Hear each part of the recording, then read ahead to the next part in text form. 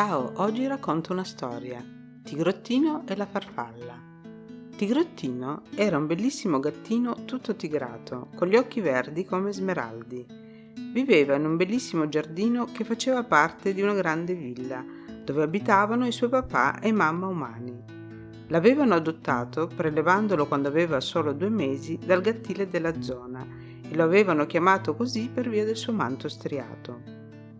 Tigrottino aveva altri 2 fratellini, che però erano rimasti al gattile perché un po' malati e dovevano essere curati.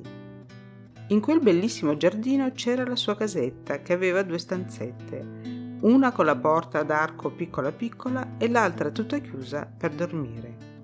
Il tetto era spiovente, così faceva scivolare l'acqua quando pioveva e non entrava nella sua casetta.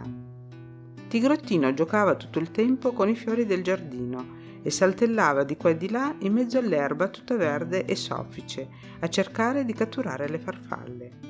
Per quanto saltasse in alto, non era ancora riuscito ad afferrarne una. Un giorno la farfalla si posò sul suo nasino e tentando di afferrarla si graffiò. Allora la farfalla dispiaciuta disse: «Vedi, Tigrottino, tu devi giocare con altri gattini come te, così vedrai che sarai più felice.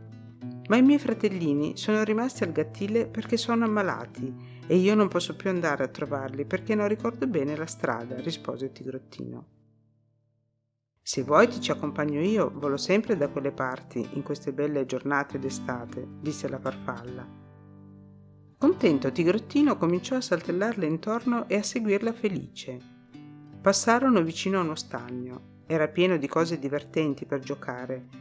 C'erano delle piccole rane che prendevano il sole e Tigrottino le voleva afferrare per giocare con loro. C'erano anche delle libellule che volavano quasi vicino ai suoi occhi e lui avrebbe voluto tanto afferrarle e magari mangiarle. «No, Tigrottino, non puoi distrarti. La strada è lunga e rischiamo di non fare in tempo a tornare a casa», disse saggiamente la farfalla. Si doveva attraversare un grande campo coltivato dove alla fine si trovava una fattoria piuttosto grande. «Oddio, mi schiacceranno con quel trattore», pensò Tigrottino. «Oddio, mi acchiapperanno col retino e mi imbalsameranno», pensò la farfalla. Ma lei sapeva già come fare per passare dalla fattoria senza essere visti. Allora disse a Tigrottino: «Vedi laggiù dove finisce il campo? A fianco ce n'è un altro, sarà facile nascondersi ancora. Certo allunghiamo un po' la strada, ma almeno saremo al sicuro e gli animali della fattoria non ci vedranno nemmeno. Ecco, io mi nascondo qui, proprio dietro al tuo orecchio, e ti suggerirò la direzione da prendere». «Va bene», rispose serio Tigrottino. Allora si acquattò e quasi strisciando raggiunse la fine del campo e subito entrò nell'altro campo senza che nessun animale della fattoria se ne accorgesse. Superato questo ostacolo, se ne presentò subito un altro, un piccolo ruscello che scorreva tranquillo e attraversava i 2 campi. La farfalla disse: «Dobbiamo superare il piccolo ruscello. Per poter attraversare io dovrò solo volare dall'altra parte, ma tu, Tigrottino, devi trovare un ponticello e stare attento a non cadere in acqua». Tigrottino aveva il terrore dell'acqua e non sapeva come fare per attraversare, anche perché non riusciva a vedere nessun ponticello. Andò avanti e indietro un po' di volte e alla fine scorse un grosso masso al centro del ruscello. Però per riuscire a raggiungerlo doveva fare un bel salto. E oplà, col primo salto salì sopra il grande masso. Guardò giù e vide l'acqua del ruscello ed ebbe paura di caderci dentro. E oplà, ecco l'altro salto, che lo porta direttamente sull'altra sponda. «Bravo Tigrottino», disse la farfalla, orgogliosa di lui come una mamma gatta. «Ancora un poco e siamo arrivati». «Eccolo, è laggiù, pochi metri siamo arrivati», gridò felice la farfalla. Il gattile era immerso nel verde, aveva un bellissimo spazio tutto intorno e c'erano alberi grandissimi. Era tutto recintato per evitare che i gatti scappassero via e si perdessero per le strade della città, rischiando di non essere più ritrovati o peggio di finire sotto qualche auto.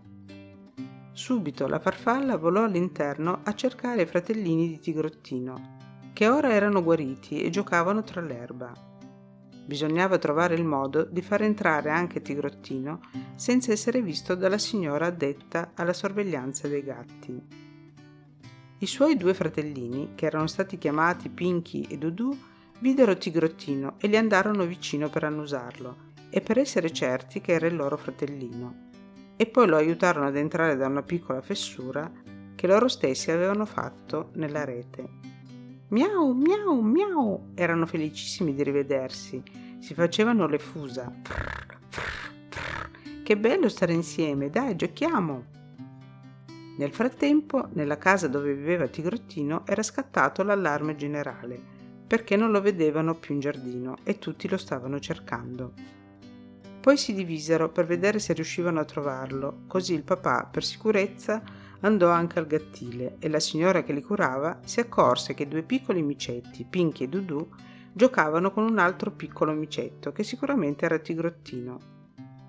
Allora anche il papà lo vide e lo prese subito in braccio felice, ma Tigrottino non voleva andarsene senza i suoi fratellini e cercando di divincolarsi lo graffiò un pochino.